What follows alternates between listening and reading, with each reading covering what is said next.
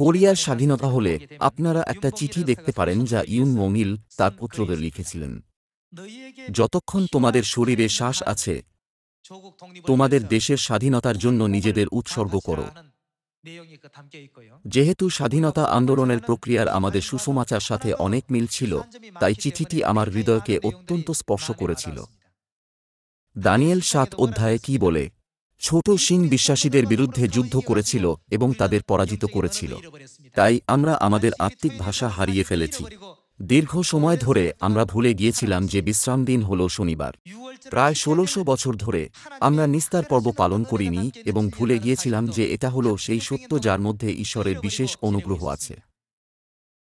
যেহেতু ছোট সিং, দিয়াবল, শত্রু যে ঈশ্বরের বিরুদ্ধে কথা বলে জয়ী হয়েছে, তাই আমরা আত্মিক ভাষা বলার ও লেখার ক্ষমতা হারিয়ে ফেলেছিলাম। আমরা স্বর্গরাজ্যের সমস্ত বুদ্ধি ও জ্ঞান হারিয়ে ফেলেছিলাম। সেই জন্যই আমরা প্রায় 1600 বছর ধরে নীরব ছিলাম। এই কারণে ঈশ্বর আবার এই পৃথিবীতে এসেছিলেন এবং শয়তানের দ্বারা পরিবর্তন হওয়া পথকে পুনঃস্থাপন করেছিলেন। আসুন আমরা দানিয়েল পুস্তক 7 অধ্যায় 15 পদ দেখি।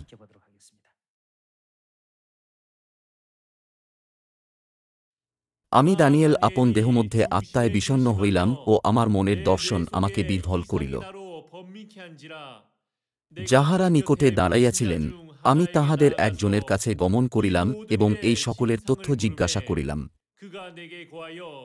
তিনি আমাকে এই কথা বলিয়া বিষয়টির তাৎপর্য বুঝাইয়া দিলেন।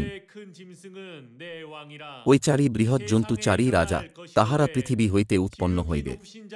কিন্তু পরাৎপরের পবিত্রগণ রাজত্ব প্রাপ্ত হইবে এবং চিরকাল, যুগে যুগে চিরকাল রাজত্ব ভোগ করিবে।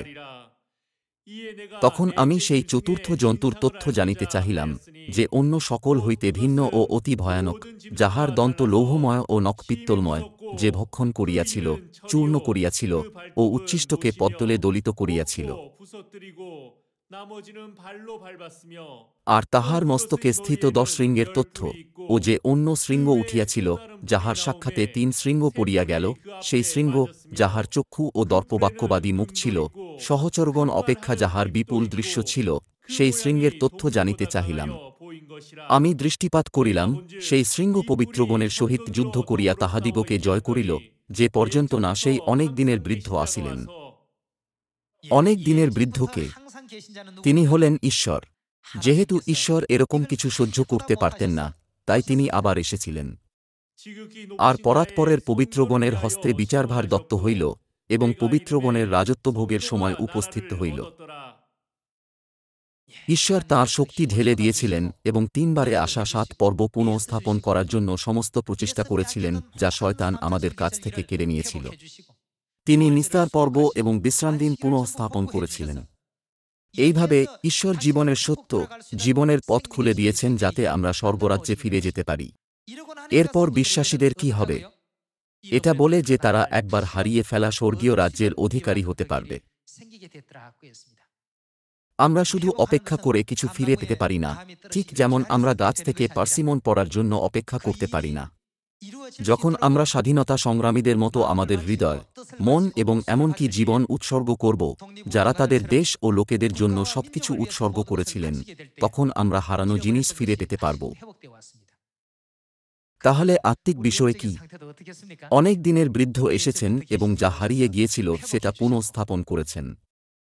যেহেতু আমরা স্বর্গীয় পিতা ও স্বর্গীয় মাতার কাছ থেকে শিক্ষা পেয়েছি, এখন আমরা আমাদের আসল পরিচয় এবং আমাদের আত্মিক স্বাধীনতা আন্দোলনের গুরুত্ব জানি। সেই জন্যই আমরা এই আন্দোলন করছি।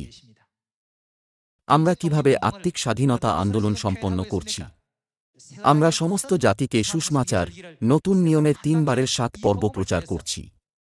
এই আশা করে যে আমরা লোকেদের জানাতে সক্ষম হব যে উদ্ধারের পথ এই সত্যের মধ্যে আছে, আমি আজকের উপদেশ সমাপ্ত করি। আপনাদের অনেক ধন্যবাদ।